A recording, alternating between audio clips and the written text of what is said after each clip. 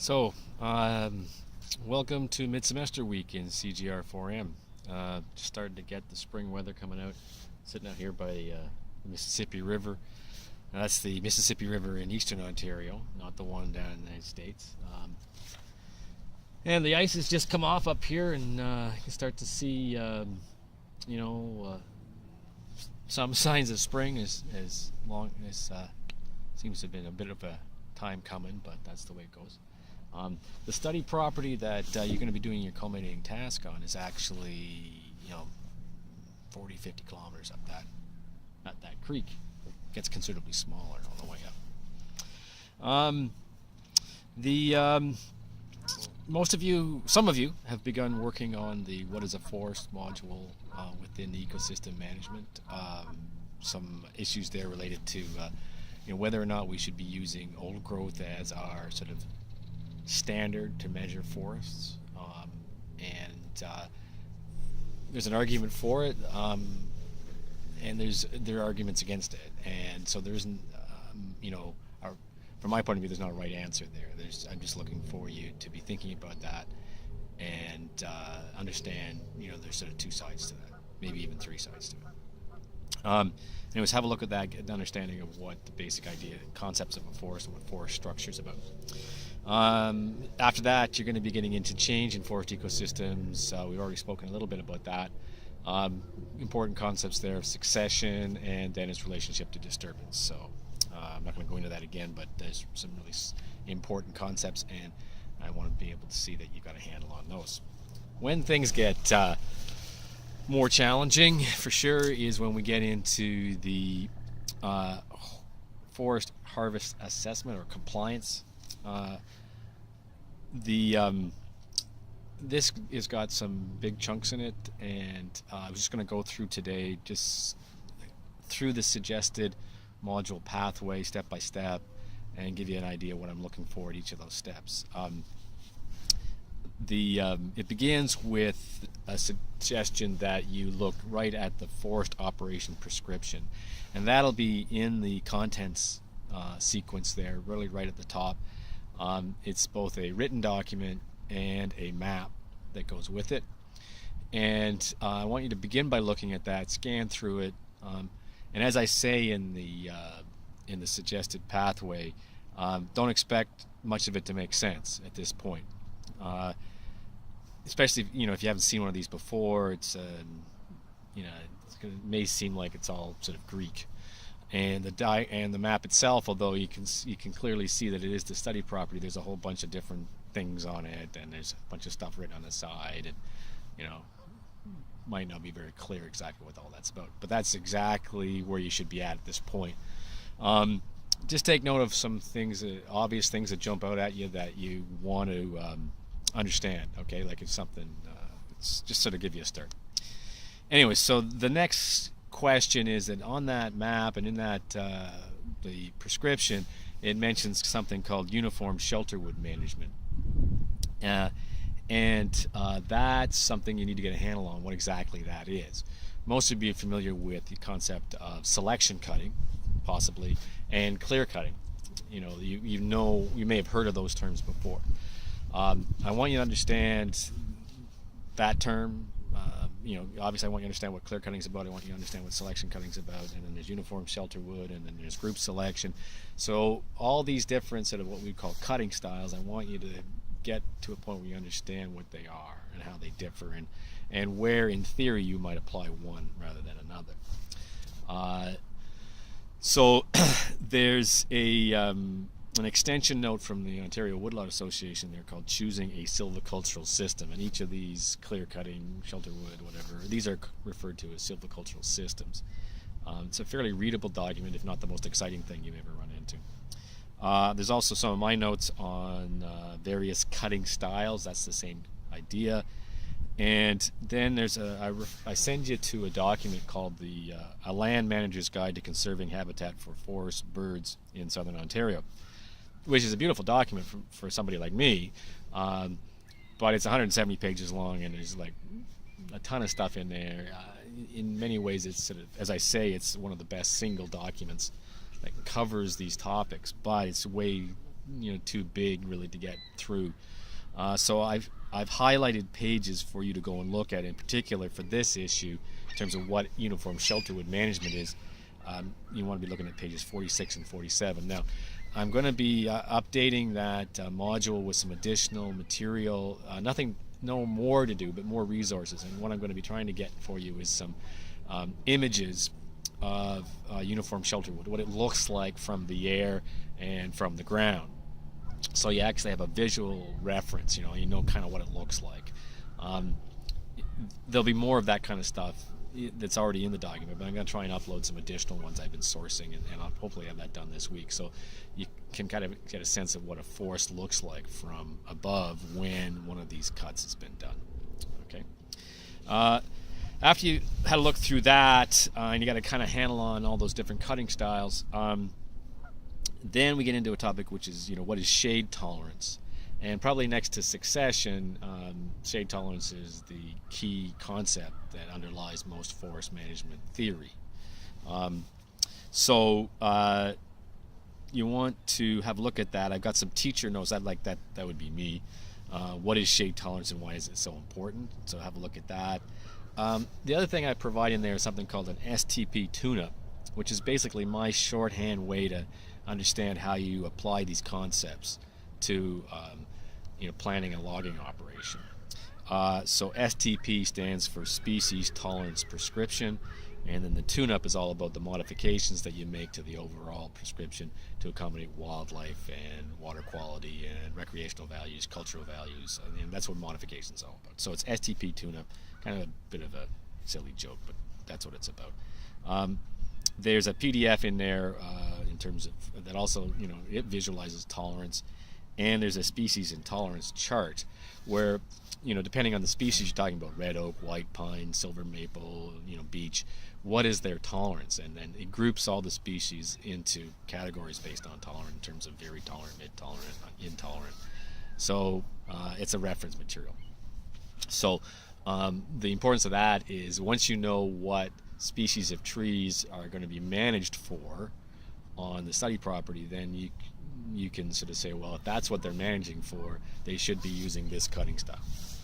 So I'm not going to tell you what the answer is to that, but it should be pretty obvious once you look at this stuff. Okay. The next thing is, you figured out what the sort of overall prescription is, or cutting style, or silvicultural system that you want to apply. All right. And that's going to be based on the species that you're managing for. Once you got that done, that's just the big picture. Okay, now how do we change that to accommodate all the other things that are going on in the forest, which are wildlife and water and cemeteries and burial grounds and campsites and all the other things, right? And so these are where we take the the big picture, the basic approach, and then we modify it in either over the whole thing or in individual places or specific spots to make sure that we accommodate or preserve or maintain all these other values within that ecosystem. All right. So and this is where the details really become important, right? Because just coming up with a prescription, that's just kind of like a broad paintbrush over top of the thing, right? And now we have to get down to the nitty-gritty and the specifics, which might make a difference between what happens here and what happens 10 feet away or 10 meters away. All right. So that's important to get a handle on that. So the idea is the modifications are changes to the overall prescription. All right. And if you read through it, one of the things that is important there is the concept of a riparian buffer. All right, so my teacher notes are in there on what that is and kind of how you define it. There's a PowerPoint presentation. Once again, not the most startlingly exciting thing. Down the road, I'm thinking I'm going to modify that, turn it into something with a little more zip. But the content's in there. You can have a look at and wade through it. There's also a concept called BMPs, which are best management practices, that comes out of Atlantic Canada, and that has to do with preserving water quality. And there's some good stuff in there to look at. Just get once again, the most exciting video in the world, but the content's good. Other resources, A Land Manager's Guide to Conserving Habitat for Forest Birds. That's that document again. Now I want you to go and look at pages 79 and 80 and have a look at that. And there's a resource there on soil disturbance. One of the other things that we really want to be involved in, we want to be careful about, is preserving the soil, because it's the basis on which everything grows and so many organisms live, and it's probably the most abused resource on the planet is soil. So in the process of any activities, whether it's recreational activities or extraction and stuff like that, preserving the soil is key to sustaining that ecosystem or maintaining the health of that ecosystem. So apart next to water, soil is the next most important thing, and the interaction between soil and water, keeping them a bit separate. Those are all really important things that need to be done. And whether it's you're planning a trail system or you're actually logging it really doesn't matter. You gotta keep an eye on what's happening to the water quality and the aquatic habitat, and also what's happening to the soil, and the soil's ability to sustain growth and life. Okay, so soil preservation, soil protection is an important modification to prescriptions. Okay, so then we go on to, and what does a typical forest operations prescription look like? So I'll give you an example. This is all these things start out with a forest management plan, which is a big document which covers like a long time period and gives sort of like the 10 commandments for the next 20 years. All right, and which is great, but in terms of a specific piece of property, that's sort of it's sort of like up there with the gods talking. It's not so much about what's happening on this piece of property and what a specific logging operation is doing. Right? So management plans are the big picture, 20 years, usually with 5-year updates, and they state the sort of general approaches and guidelines. Okay. In contrast, a forest operation prescription is a very specific set of instructions on a specific piece of land, and that's what we're going to focus on. Right? We want to know, what did they have in mind when they went in to do that logging operation on that particular piece of property. Okay, it was done about perhaps not that long ago. It was 3 or 4 years ago. They're still operating in there 2 years ago, just on cleanup. So this is a fairly recent logging operation that's taken place on the study property. You should know that. And it actually, it's a real operation that they did there. So what I've provided you with is some examples. One is from Peter White Lake, which is nearby. It gives you sort of a nice, neat package in terms of what a prescription would look like in terms of the written material. There's also a sample harvest map there.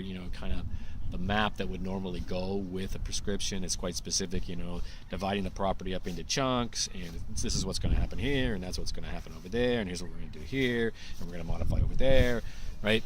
And so the map is really the other critical part of the plan. It's okay, here's what we're going to do, and here's where we're going to do it.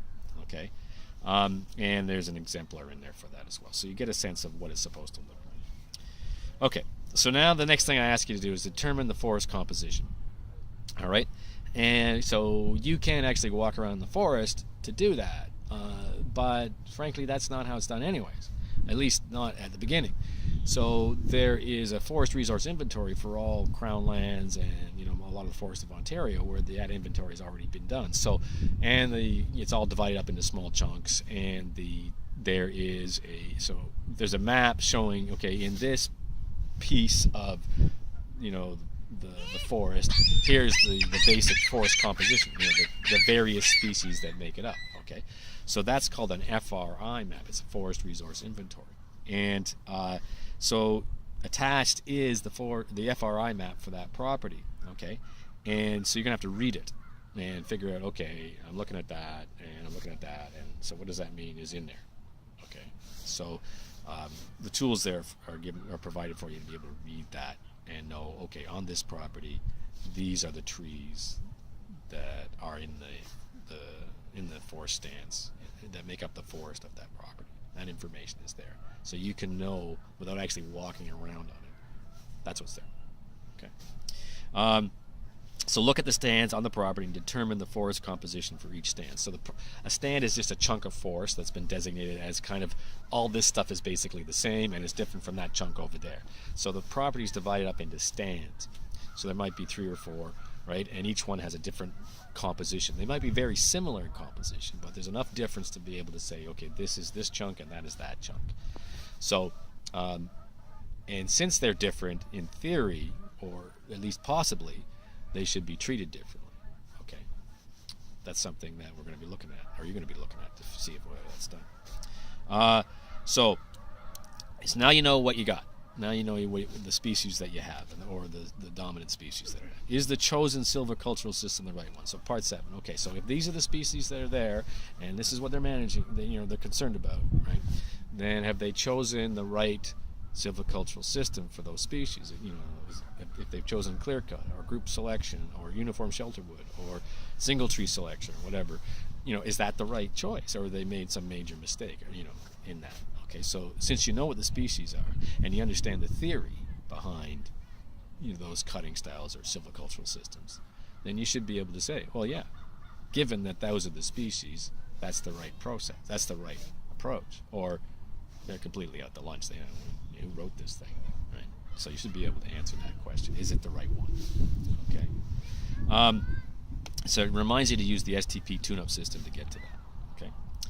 Now, the modifications. Do the modifications made in the plan on the map make sense? Okay, so there's clearly some modifications. Could be buffer strips. Could be, preservation of a wildlife species. Something. There could be. You could look in the map and see what's there, right? Do they make sense? All right. Have they, have they done the right things? Based on, in theory, are they the right things? Okay. So, and I provide you with that a series of Ontario guidelines for wildlife, lakes, ponds, river streams, and hawk nests. Okay, so those actual guideline documents are there, and I haven't actually just given you the whole document. I've extracted those parts that are going to be the most useful for you to figure out what's going on.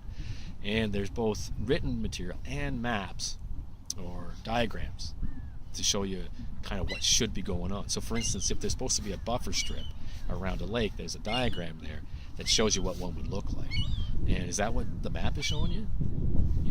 Okay, so it's supposed to look like that, and I'm looking at the map and it's not there. Okay, that's a problem. Or here's what it looks like. Yeah, they got it. They nailed it. Okay, so that's the process you're going through. You're going to have a diagram you can look at. You're going to be able to compare it to the map. You're going to have a written description. You can compare it to the plan, the written part of the plan, and you can decide whether or not they're doing what they're supposed to be doing. Okay. And so what I would like you to do at that point is write a one-page preliminary compliance assessment based on the theoretical force that's there, the FRI force, the force that's indicated in the resource inventory, and what they're managing for, the species that's being managed for. Are they applying the theory correctly? And by looking at the map, have they done their job?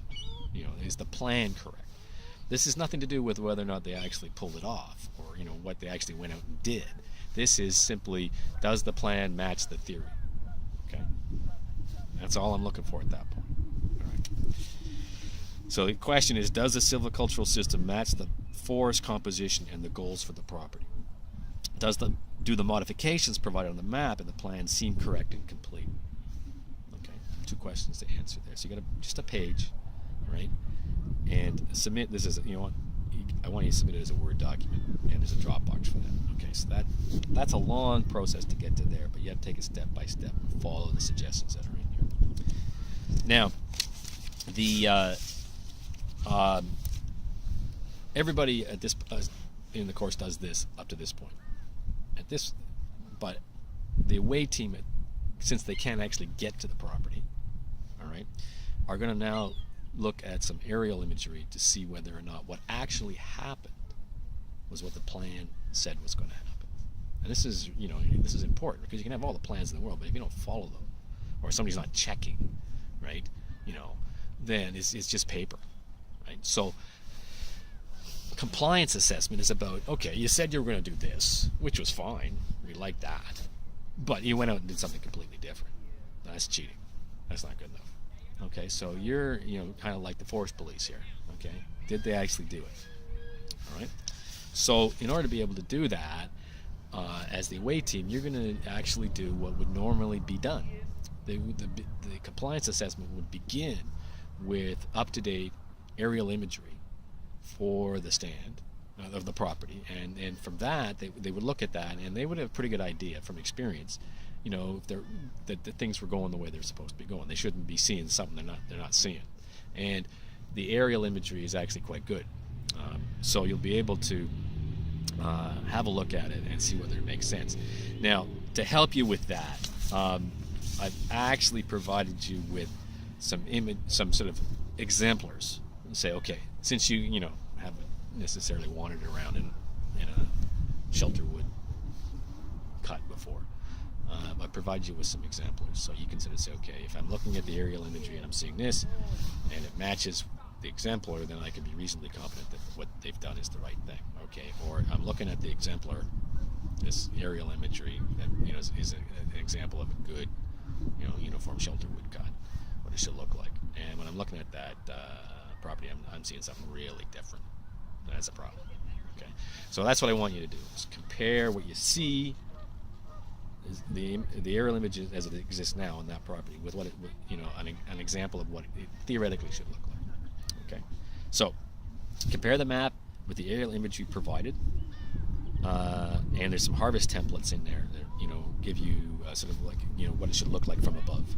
Now there's some diagrams of what it should look like from above, and then I've also tried to source some actual imagery of other cuts, other real cuts that I've got that. I'm going to be putting that in there this week so you can access that, so you get something to compare. Right? Do the areas actually cut appear to match the map? Did they cut something they weren't supposed to cut? Or were areas cut that should not have been? Were areas left out?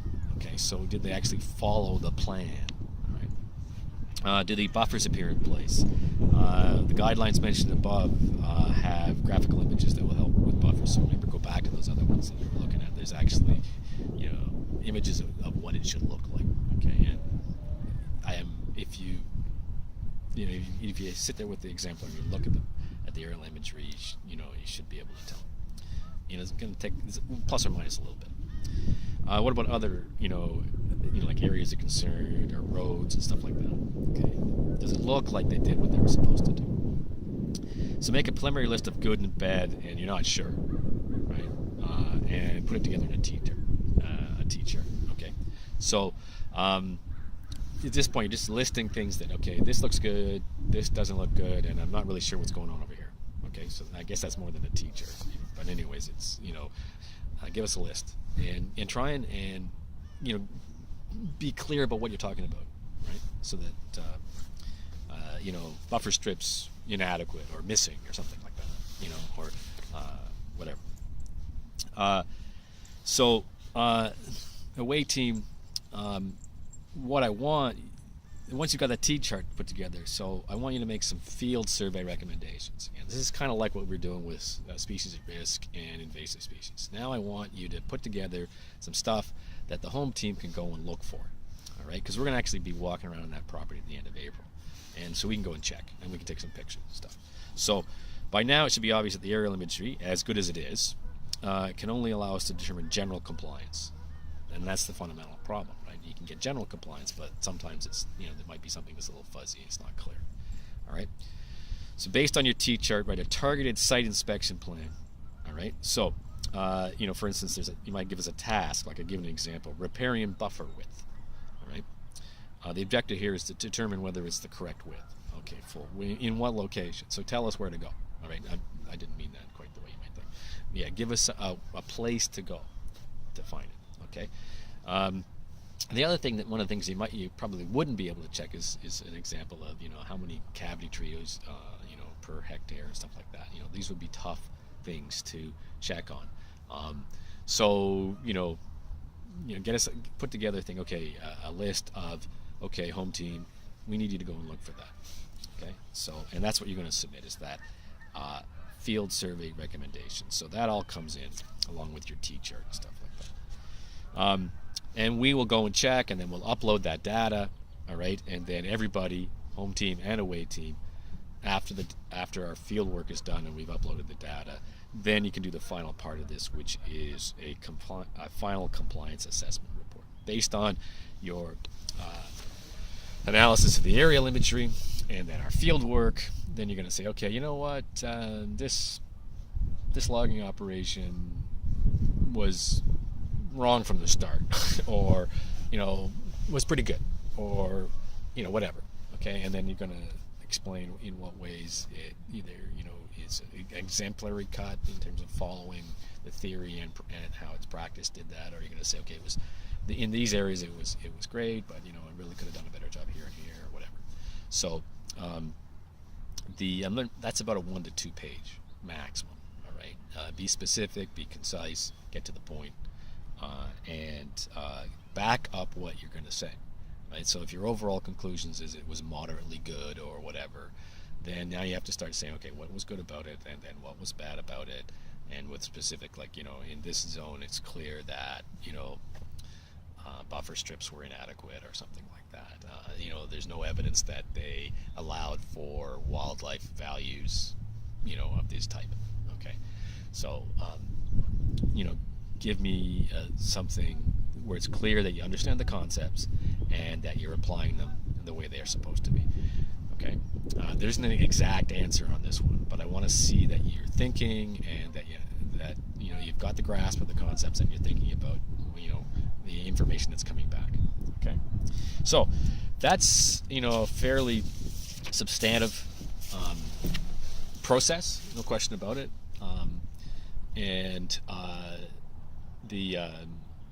but it's an important one. It's one of the major assignments for the course.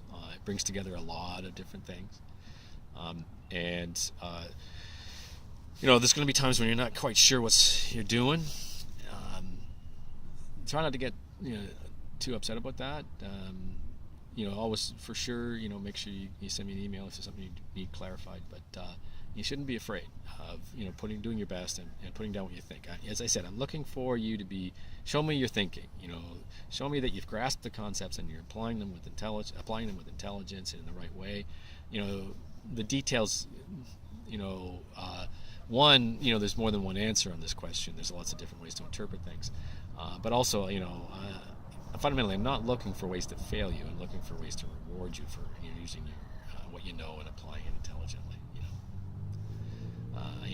Rooting for you on this one. Okay, so do your best, ask questions, and if there's a need for clarification or something like that. All right. Anyway, so it's mid-semester week. Good luck with everything else that's going on in your week. And I'm looking forward to the assignments that are coming in. I'm marking stuff. I'm seeing a lot of nicely written things. If there's was an issue, and it's kind of the one that we've been talking about from the very beginning, is that you need to more. There's people there that need to get more stuff in, that need to be rocking along a little bit faster. Okay, because it's going to catch up with you towards the end of the semester. Anyways, we'll talk more about what's coming up later on. All right, that's the Forest Harvest Compliance Assessment module. Good luck with that, and good luck with everything else that's happened this week for you. Okay.